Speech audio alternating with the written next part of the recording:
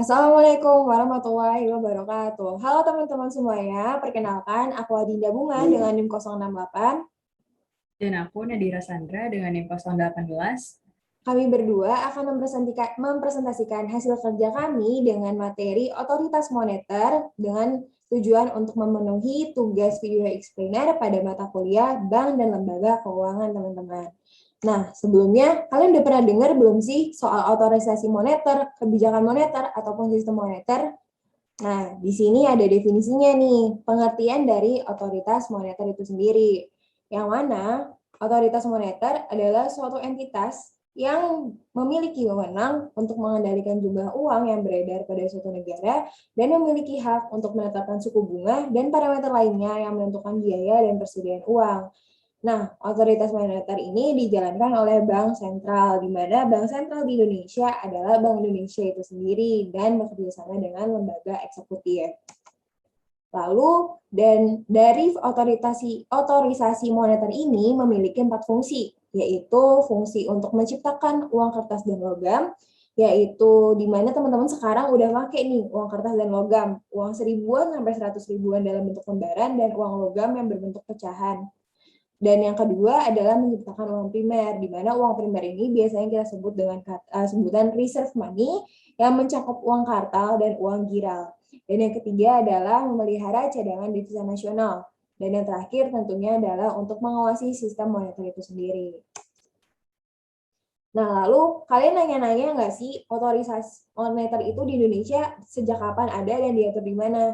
Dan ternyata otoritas moneter atau kebijakan moneter ini ternyata diatur nih dalam UU nomor 23 tahun 99 tentang Bank Indonesia yang mempunyai tujuan agar otoritas moneter dapat menetapkan dan melaksanakan kebijakan moneter. Dan kemudian juga ada undang-undang terbarunya nih teman-teman, yaitu UU nomor 3 di tahun 2004. Otoritas moneter sendiri Indonesia ini lahir karena adanya krisis moneter di tahun 98 yang akhirnya pemerintah bersama pihak-pihak terkait bersetuju untuk melindungi sistem moneter di Indonesia. Dan untuk melindunginya, maka itu diberilah kebijakan moneter di Indonesia yang diberikan wewenang kepada Bank Indonesia. Nah, ternyata di otoritas moneter atau kebijakan moneternya ini sendiri mempunyai instrumen-instrumen secara langsung maupun secara tidak langsung. Nah, untuk instrumennya secara langsung ada 4 nih. Yang pertama ada penetapan suku bunga, yang dimana suku bunga ini adalah penetapan tingkat suku bunga pinjaman atau simpanan dari Bank Indonesia dan berlaku sama rata untuk semua pelaku moneter. Yang kedua adalah pagu kredit, di mana penentuan jumlah maksimum kredit yang dapat diberikan oleh sebuah bank. Dan yang ketiga adalah rasio likuiditas. Rasio likuiditas ini dilakukan oleh Bank Umum yang berkewajiban untuk menghimpun dana pembiayaan dari pemerintah. Dan yang terakhir ada kredit langsung, yaitu Bank Umum berkewajiban untuk memberikan kredit kepada sektor tertentu. Dilanjut dengan 2 aspek di instrumen secara langsung, yaitu adanya kuota rediskonto dan instrumen lainnya yang mencakup penggunaan uang, pembersihan uang, penetapan uang muka impor. Nah, gimana dengan jenis tidak langsungnya? Ada banyak nih ternyata untuk jenis tidak langsung. Ada 10 poin. Yang pertama, cadangan wajib minimum.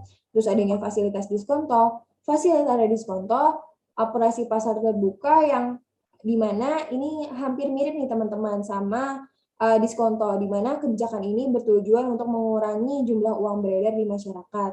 Namun cara yang dilakukan adalah menjual SBI. Apa sih itu SBI? Yaitu Sertifikat Bank Indonesia. Atau dengan membeli surat berharga, obligasi yang dijual di pasar modal. Lalu ada fasilitas simpanan bank sentral, operasi valuta asing, fasilitas overdraft, simpanan sektor pemerintah, imbauan, dan yang terakhir adalah lelang kredit. Sebelum kita lanjut, yuk kita simak video Bank Indonesia berikut. Bank Indonesia adalah Bank Sentral Indonesia Republik Indonesia yang merupakan lembaga negara independen dalam melaksanakan tugas dan wewenangnya, bebas dari campur tangan pemerintah ataupun pihak lain, kecuali untuk hal-hal yang secara tegas diatur dalam undang-undang. Bank Indonesia ini juga merupakan pihak otoritas moneter. Kemudian dalam melaksanakan tugasnya, Bank Indonesia dipimpin oleh Dewan Gubernur. Dewan Gubernur terdiri atas seorang gubernur, seorang deputi, gubernur senior, dan sekurang-kurangnya 4 atau sebanyak-banyaknya 7 orang deputi gubernur. Dewan Gubernur ini diusulkan dan diangkat oleh Presiden dengan persetujuan dari pihak DPR. Nah, selanjutnya ada 3 pilar Bank Indonesia.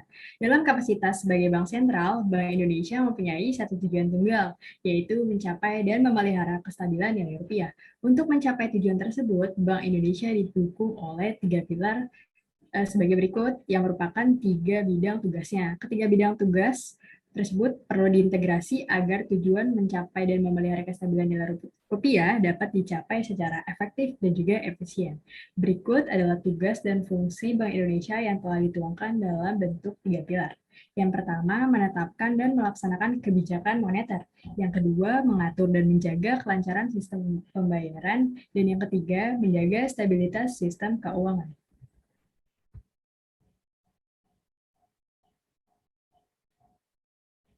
Nah, dalam rangka menetapkan dan melaksanakan kebijakan moneter, Bank Indonesia berwenang melakukan hal-hal sebagai berikut.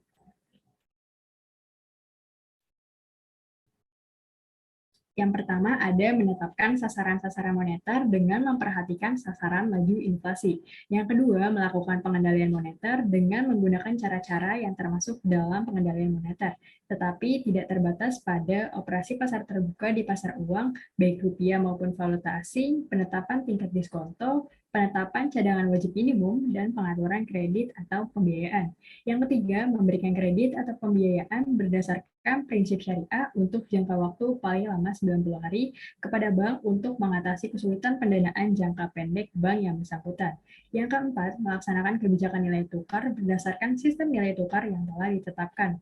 Yang kelima, mengelola cadangan devisa. Dalam pengelolaan cadangan devisa, Bank Indonesia melaksanakan berbagai jenis transaksi devisa dan dapat menerima pinjaman luar negeri. Dan yang terakhir, menyelenggarakan survei secara berkala atau sewaktu-waktu yang dapat bersifat makro atau mikro untuk mendukung pelaksanaan tugasnya. Pelaksanaan survei ini dilakukan oleh pihak lain berdasarkan pada penugasan dari Bank Indonesia. Dan dalam penyelenggaraan survei, setiap badan wajib memberikan keterangan dan data yang diperlukan oleh Bank Indonesia. Bank Indonesia atau pihak lain yang terkait dengan survei tersebut wajib merahasiakan sumber dan data individual kecuali undang-undang secara tegas menyatakan hal lain. Badan yang tidak memenuhi kewajiban ini nantinya akan diancam dengan pidana denda paling banyak sebesar 50 juta rupiah.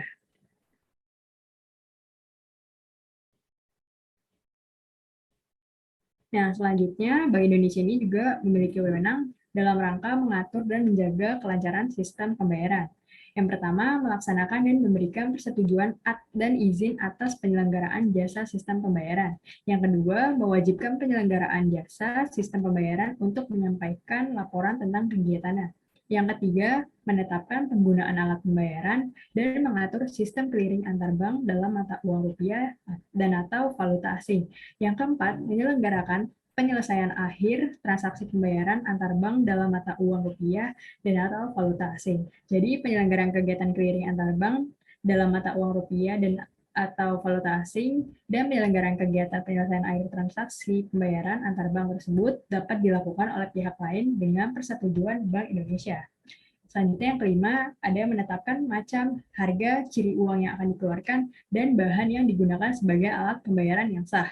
Dan yang terakhir, sebagai salah satunya lembaga yang mengeluarkan dan mengedarkan uang rupiah serta mencabut, menarik, dan memusnahkan uang dari peredaran.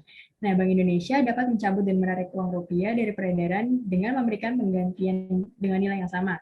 Apabila 5 tahun sesudah tanggal pencabutan masih terdapat uang yang belum didapatkan, uang tersebut diperhitungkan sebagai penerimaan tahunan anggaran berjalan.